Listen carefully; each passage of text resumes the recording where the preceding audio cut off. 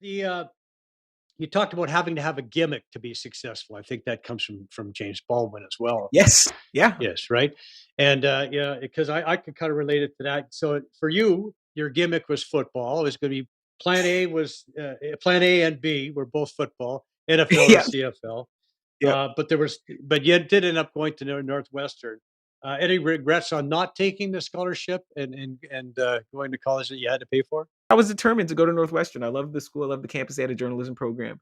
And so instead of taking a scholarship offer from Williams College, which was a really selective, it's George Steinbrenner's alma mater, as a matter of fact, uh, Mm, really selective small liberal arts college in Massachusetts.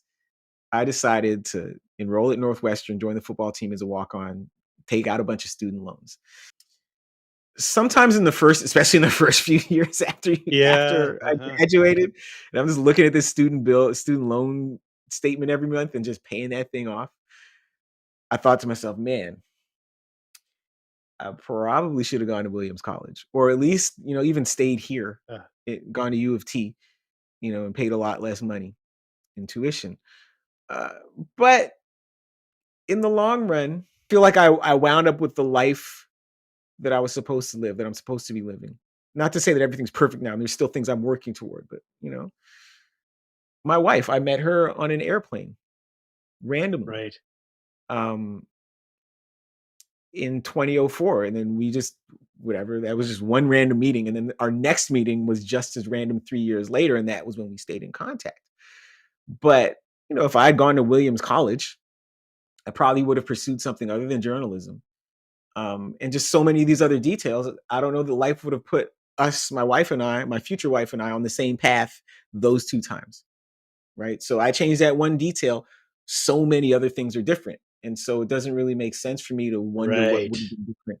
The only thing that I think of, like, in like March and April, was that Williams College had also recruited me for track. Like, man, I could have had 4 trips to Miami, all expenses paid, as a small college sprinter. But like, that doesn't outweigh the fact that, like, the life I have right now, I like, and I'm here today because of all the things that happened leading up to today. So it's not really, I don't really take it upon myself, to regret uh, having gone deep into debt to go to Northwestern. And Northwestern, I had some experiences that you can't replace, man. I went to the Rose Bowl.